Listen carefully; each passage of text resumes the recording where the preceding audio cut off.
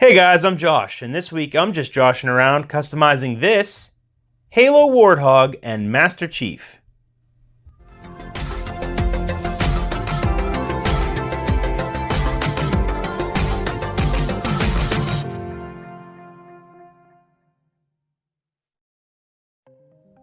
This Warthog and Master Chief figure were gifts that my son got for Christmas.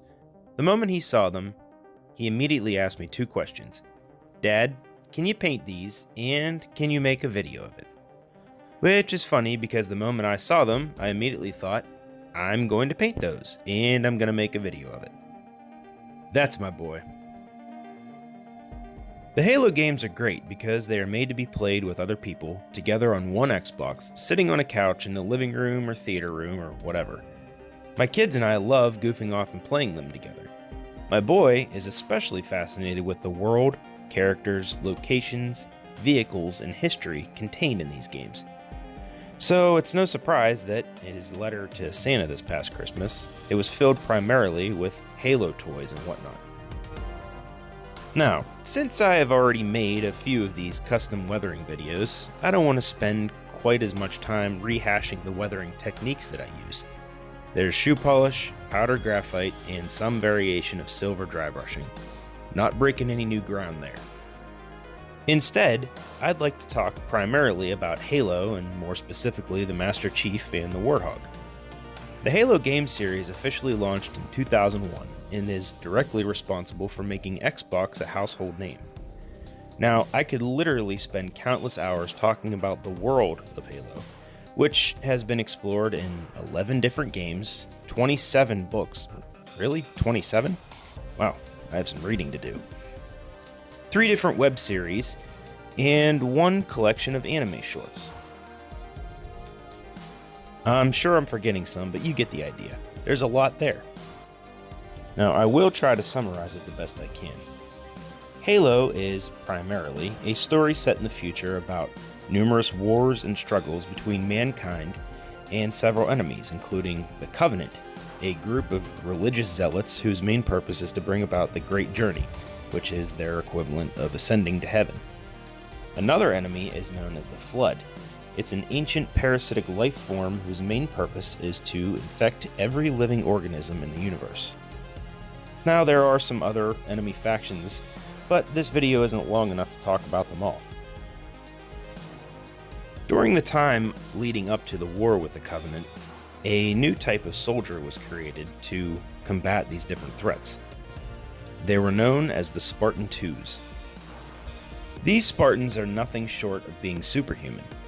Due to their bio-augmentation, they can run at speeds in excess of 34 miles per hour, they can lift over 3 times their body weight, their bones are ceramic plated, making them virtually unbreakable, their senses are greatly sharpened, allowing them to see and hear at far distances, and even their neurological system is enhanced to the point that they can react to things as if they are happening in slow motion. And this is all without their suits, which I'll try to come back to. The greatest of these Spartans is Master Chief, Petty Officer John 117.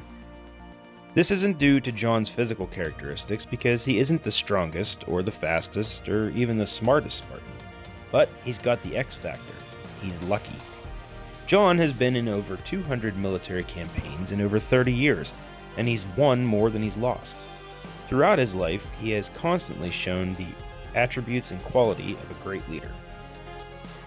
Now, about those suits.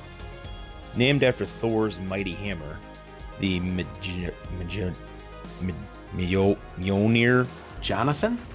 The Mjolnir body armor is the most technologically advanced exoskeleton ever created. It's basically an Iron Man suit on some very potent steroids.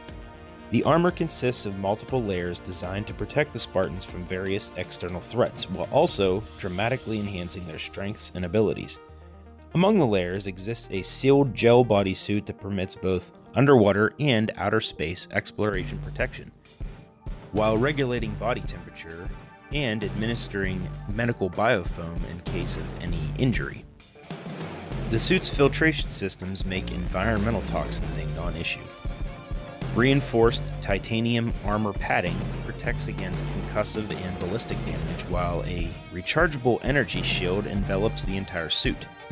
The helmet contains a heads-up display complete with optical and audio sensors to amplify the already sharpened senses, while the neural interface further enhances the reaction time.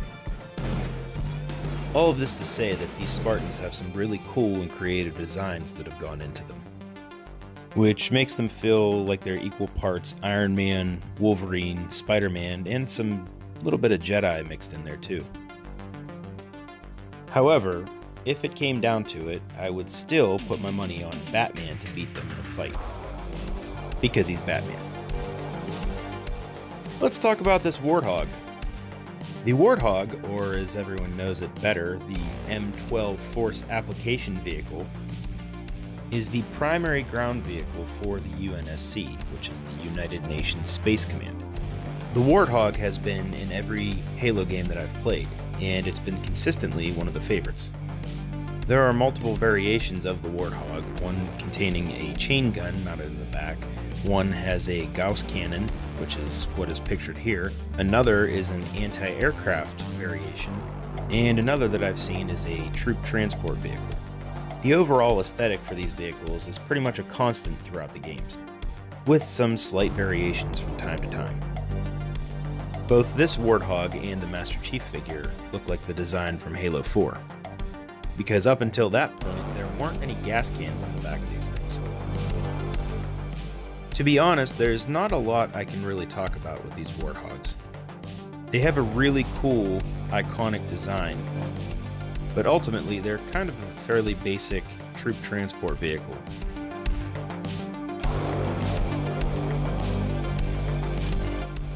Well, that pretty much wraps up our Halo history lesson for today, folks. I hope you enjoyed it, and I sincerely hope that I didn't bore any of you too much. Now let's take a look at our final product.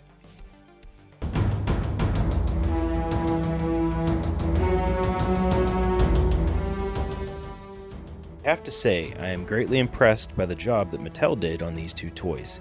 The attention to detail is exceptional, and I had a blast bringing them to life.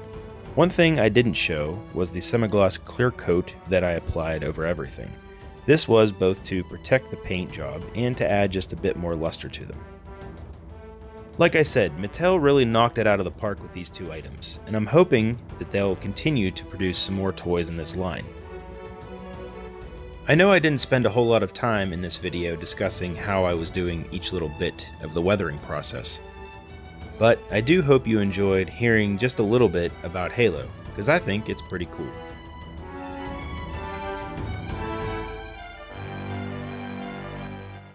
Well, that about does it for this video. I hope you guys enjoyed it, because I sure did enjoy custom weathering this Warthog and Master Chief. My boy is very happy with it, and I'm very happy with it too. I'm not sure where Santa Claus was able to locate this, but we actually saw them before at, I believe it was Ross Dress for Less or TJ Maxx, one of those stores. Like 15 bucks. So if you're ever fortunate enough to find one yourself, get it, and then, you know, send it to me. I'll use another one. But no, seriously, get it and customize it yourself. I mean, you can do all kinds of stuff with this. You could do a custom paint job if you wanted to. You could just do like I did. Honestly, I'd like to put a little bit more detail into this thing, but this is going to be a play item, and it's probably going to take a lot of wear and tear. Maybe eventually, when my 8-year-old son grows out of it, maybe I'll adopt it or something and revisit it. Who knows? But anyway, thanks for watching, and I'll see you next time. Oh, I forgot to show you one more thing.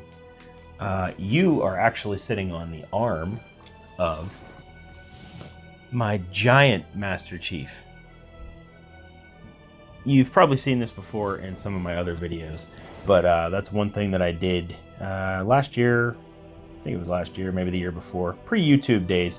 But if I'm ever fortunate enough to find another one, maybe I'll do a video on one. Who knows? But anyway, have a good week. I'll see you next time.